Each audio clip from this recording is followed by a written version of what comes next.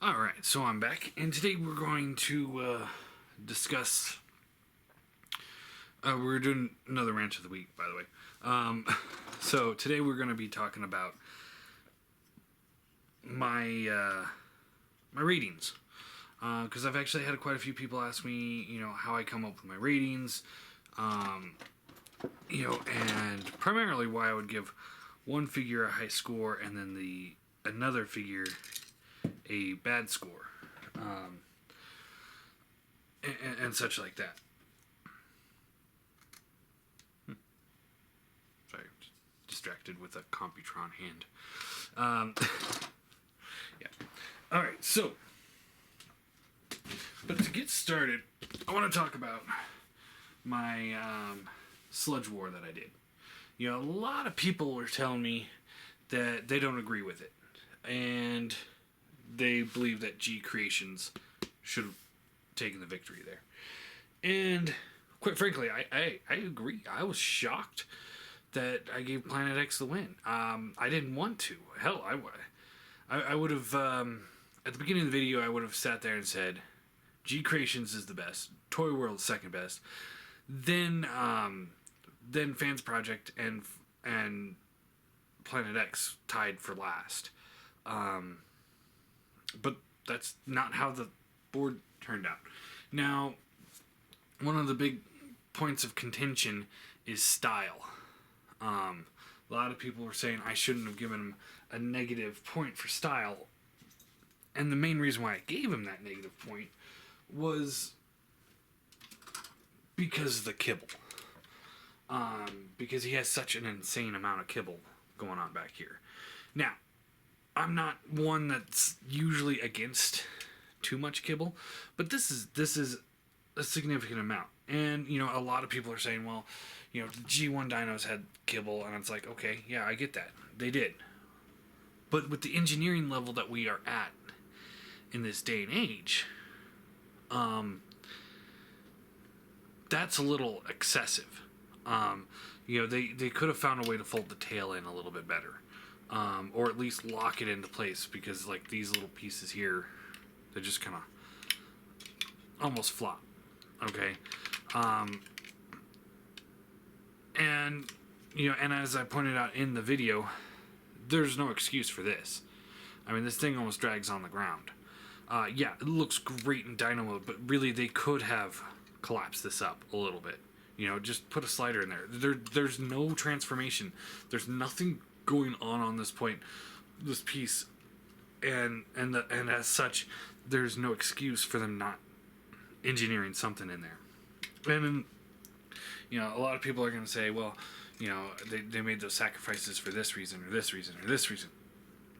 That's fine, but that's why he lost that point. If they sacrifice his style to make him kibble heavy, for whatever purpose, that doesn't make him immune. Let's take Summonus for example. Yeah, he looks great. So he would get a point in style because he looks great. He'd still lose a point for quality control because they made clear plastic part of the transformation, and it's been notoriously breaking on everybody. That's what I'm trying to say. It's like, yeah, they made a sacrifice on that figure to make it look cooler. Still ends up with quality control issues because of that. Now, I'm going to point out things like MP Grimlock here. His tail folds up perfectly inside his feet. Yeah, he's got a little dino kibble going on in the back. He's got the wings, but the head kind of tucks in pretty nicely. Scoria is a great example. His legs tuck in pretty well. And things like that. And if you sit there and tell me, well, those are Masterpiece figures, and Masterpiece figures are designed a little bit better, then I will point out the fact that here's Toy World. And yes, his head sucks because they made that sacrifice. His dyno mode head sucks. But at the same time, his tail does fold up inside his feet. So they're gone. They're out of the way. It's completely out of the way. And if you say, well, G Creations is a combiner, so is he. So is he. You know, I like how these dino legs fold up into the wings, because that makes it look a little bit cleaner rather than having it fold out on the back, you know, or sitting on the side here. It folds up to the point where it's a nice, neat figure. Planet X, you know, his dino legs fold up into his legs as well, and then all of this kind of compresses onto the back. Again, that's a good design element. That's why G Creations didn't win the style point. A lot of people are also saying that he shouldn't have got the point for style, because it's not a Planet X style to make this figure. That was a Fall of Cybertron design. And it's like, okay, the point of style is primarily to give a point to a figure that wouldn't qualify for a G1 point. That's what style was designed for. That doesn't mean that other figures can't lose a point in that category. And that doesn't mean that these figures couldn't lose a point in G1. They wouldn't gain a point because they don't look very G1. But at the same time, when you look at this figure, you know who you're talking about. Now, if somebody were to sit here and tell me, like, the first movie, Ironhide, had I not seen that movie, and somebody handed me the toy and said, hey, John, this is Ironhide, I'd be like, no, it's not. That's not Ironhide. And that's where he would lose a point in G1, because he has no aesthetics towards G1. If somebody were to tell me, he's in limb mode, but if somebody were to tell me that Alpha Bravo here was Slingshot, I'd say no, it's not. That's where you would lose a point. If they're so far gone from the G1 aesthetic that you cannot tell that that's who that character is, that's where they would lose a point in that category. So, anyway, moving on. So, as, you know, and when right before I started filming this video, I was sitting there trying to decide with myself whether or not to go ahead and remove that negative on G Creations. And I'm going to have to stick to my guns on this one. Yeah, I do feel that G Creations should have won this category. And as far as quality control, I have heard of other people having similar issues that I had. Not with the leg, but at least with the stress marks and the loose hips. So yeah, I'm not going to take a point away from him because it's minor things, but he's not going to get a point for quality control. And I still have yet to hear any issues with Planet X. Anyway. So, you know, a lot of people also tell me that there's a panel on his back that in Dino mode that you can open up to store one of the hammers in, and it still looks stupid, but only one. So no, he's still gonna lose that point.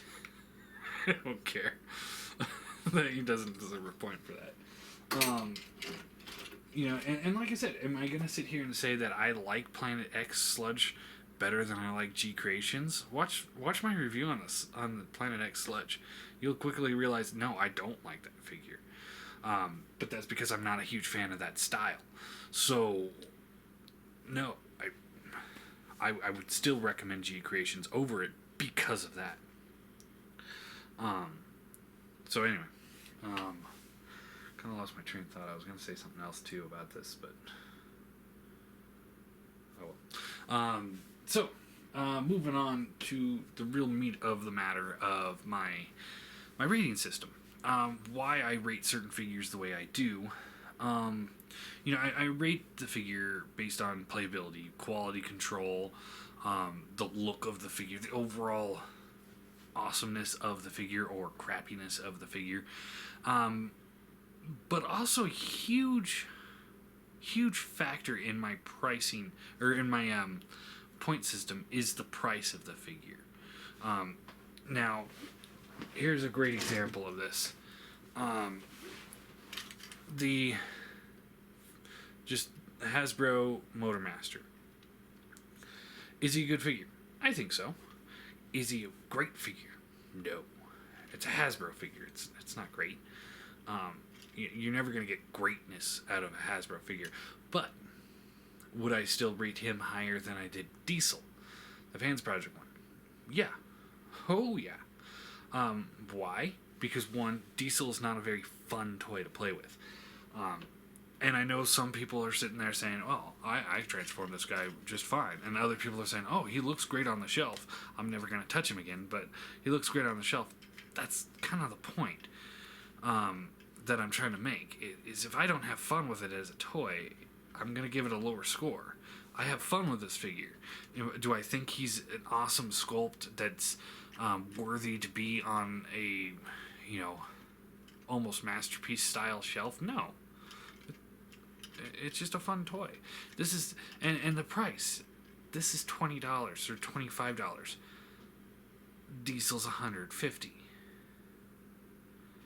That's a huge price difference. Let's see, 4 or 5. That's 6 times. 6 times. Is that figure really 6 times better than this? I don't think so. So no. That's where the rating comes in. You'll see me give ratings to certain figures that honestly should have gotten better scores. For example, Masterpiece Ultra Magnus. I didn't give him a very high score, but that's because of his cost.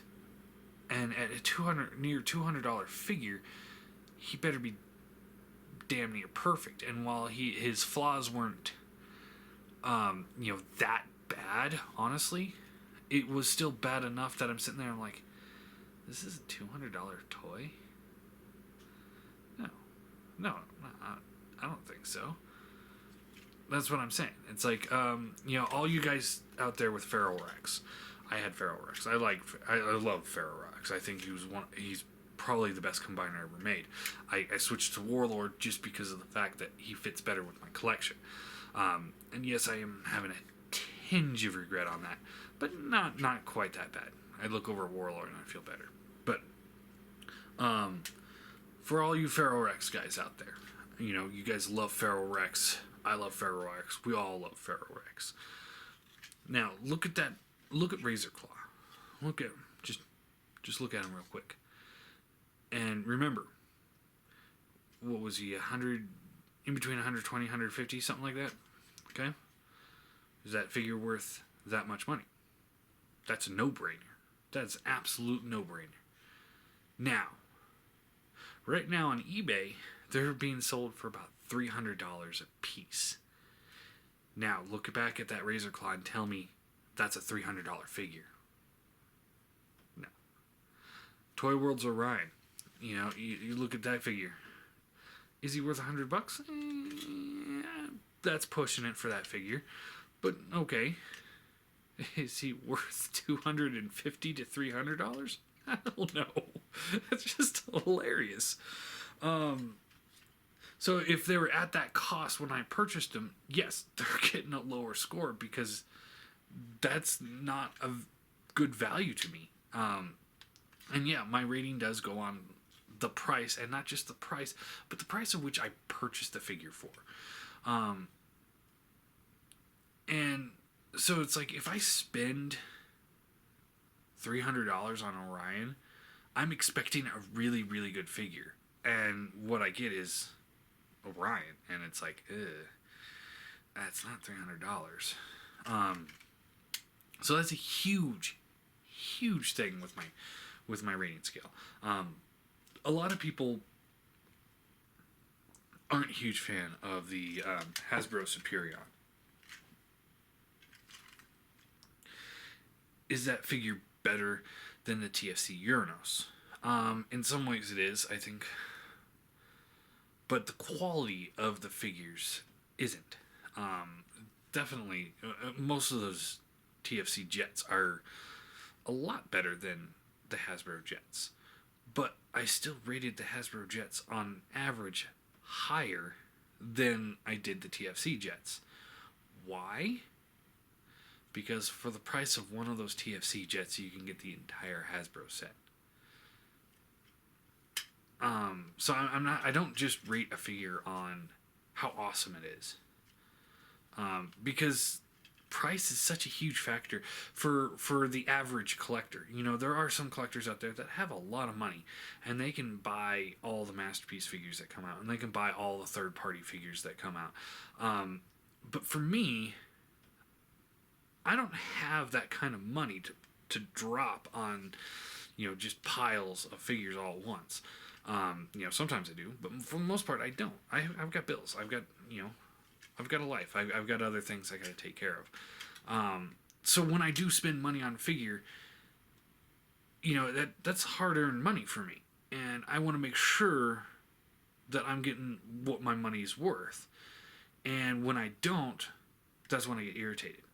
Take Ollie, for example. A lot of people, first, a lot of reviewers when he was first coming out were saying he's awesome. Not awesome. And then a lot of people are giving him crap now. And that's more about where he deserves. But that's at a $60 price. If you were at a retail $10 price, if you went to the Walmart and you paid $10 for that figure, you're actually going to, I guarantee you, anybody is going to sit there and say, that's a good toy. He's got his flaws, but for $10, that's well worth it. I probably would have given him a 7 or 8 at least, instead of a 1. You know, $60 for that thing? No. $10. I'd buy that all day long. I would go buy another one right now, even though I hate that figure. If it was $10, I'd buy it. But that's me. I mean, that's where I get my rating from. Let's see. I'm going to do a few more examples of what I'm talking about here too. Quadruple U. You know, when I got him, you know, I was a little underwhelmed with the figure. And the original price was like, what, between 70 and 80, something like that. 65, I think. About 70, let's say. And is it worth $70? I'd say so. Quality's up there. Design's up there. It pulls up, it hits all the right cues for me. Yeah, I'd say $70. Right now on eBay, he's going near 200. No. No. Same with Code. You know, he was going up to $200 too. Now they're going to be reissuing him. Big surprise, and in G1 colors too. Vance Project pulled a night gear. And yet they still can't give us a brainstorm with the mask. I know some people love it without the mask, but I wouldn't mind having a new one with a mask. Anyway, getting off topic there, but anyway, I mean, is he worth $200? No. If I would have bought him for $200, I would have been tearing this thing apart. Not literally, but you know, verbally. I would have just, on camera, I would have just cussed this thing out. I'd been like, this is fucking stupid. I fucking hate this thing. You know, for $200, that's a lot of money. You know, that's 2 Hasbro combiners. That's the full Minosaur and the full Superion. That's an insane amount of money for one figure. And yeah, I would be pissed off. And here's one more example. When I review this guy, this is the Make Toys Swerve, and I review this guy, and I have already reviewed him. When I compare these two in the video, which I will, I'm betting when I rate this figure at the end of the video, he's probably going to be pretty close to what I rated this figure. He'll probably be a little bit higher, but it's going to be pretty close. Now, see, this is exactly what I'm talking about when I talk about price. You know, a lot of people are going to be like, why would you rate the Hasbro figure the same as this one? Well, this one is only available on a 2-pack, and right now they're all the 2-packs are on sale for $60 a piece, which basically means on sale this guy is $30, 3 times the cost of this figure that you can pick up at Walmart. Order from an online shop, pick up at Walmart. $10, $30, and that's on sale. I think they were $35 originally, something like that. Now, am I saying that this is a bad figure and it's equal quality to this? No, this thing is really awesome. I love this guy. Thanks to all the viewers that recommended me picking this thing up. I actually, I was just about to buy one, and then somebody was like, "Hey, I'll send it to you. All you gotta do is pay shipping." I was like, "Yes!" And I did get the Gears one too. So I mean, I got the 2-pack, brand new. But is he better than him? Oh yeah, you bet your ass he is better. But this guy is a lot cheaper. He's a much more feasible option to the average collector, and that's kind of what I go for. The average collector, the people that have the money to buy awesome figures, but don't have enough money to buy all the figures, and won't care if they get a shit figure.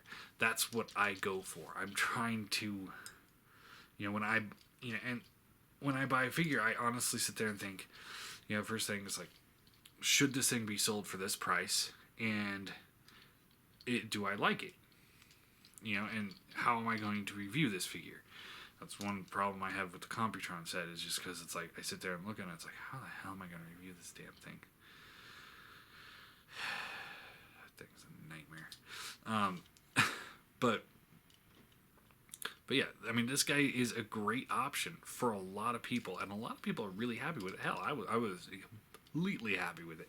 Now that I have him, I sit there and like, this guy's like a McDonald's toy now. But the point is that, aside from sculpt and design, he's about the same size, and he doesn't bring anything new and interesting to the point where I can sit there and say, everybody that owns one of these, throw it out and buy this right now. I would say he's a great figure. And I do recommend picking it up if you have the money for it. If not, this is a great option too. So that's where my ratings come from. Not just is the toy good, and I don't know. Maybe that's not right. Maybe I should stop doing the ratings. Maybe I should just give my opinion at the end. What do you guys think? Should I stop giving ratings and just give my opinion on the end? Because if I'm doing ratings, it's going to be, price is going to be a factor, no matter what. But ultimately, I mean, if you guys don't really care about the ratings, or you don't like my ratings, let me know. I could drop it. I don't care. But yeah, that's where my ratings come from. That's where my mindset is when I decide the ratings. And most of the time, sometimes I get a general idea of what my rating's going to be for the figure when I first start the review. But a lot of times, and like the Dinobot review, the Sludge War, I didn't know what rating I was going to give these guys when I started out the video. I rarely do. It's like I play with it, I learn how to transform it, and then I play with it on screen, and it's like, okay, this is what I think. I give it a rating on the fly. I don't sit there and be like, okay, well, I should give this guy a rating of this because I gave that one a rating of that. No, it's more of an instinct, like, it's like, okay, taking in the cost, transforming it, and posing it with other figures. It's like, how much fun is this figure, and how much do I actually think it's worth? So, yeah. Also, and this is off topic now, I have been growing bored a bit with my scale comparisons. So I do want to keep the Seeker Jet going, the classic Seeker figure, just because like I've always said, that's a figure that everyone has had or has in their collection right now. You can easily turn around and see, oh hey, there's the Seeker. So my question would be, I'm going to take like a poll, or kind of suggestions, I guess. And is there any figure in particular that you guys want me to use as a standard figure. Because like the Brainstorm, the MP Prowl, yeah, Megatron, I'm not too keen on those. And I'm trying to keep, with my review station, I'm trying to keep it separate from my collection so that I don't have to sit there and keep going back and forth, back and forth, back and forth. I hate that. My collection's it's got slots missing because I have them over here. But anyway, I had one person tell me already that Classics Prime would be a great figure to have in there, and I'd be happy to do that. I had one person tell me to use G Creation Sludge in Dino mode for scale comparisons. I wouldn't mind doing that. And I have somebody that keeps telling me continue using the Springer mold. So, what are your guys' thoughts? What do you think? Who do you think should be my stable? I would like to keep it around 4 figures. And like I said, one of them is a Seeker, so I want to keep it around 3. So there's my question of the day. My 2 questions of the day.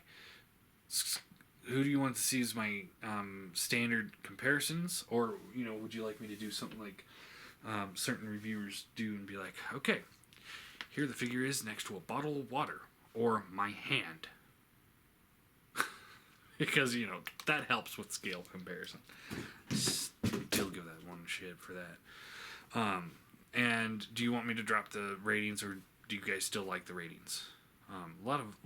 Most other reviewers don't do any ratings, so I don't know. Feeling, I don't know. Feeling a little out of date, I guess, with rating scales. So yeah, there you go. There's my rant of the week. Hope it wasn't too bleh for you guys, but it is what it is.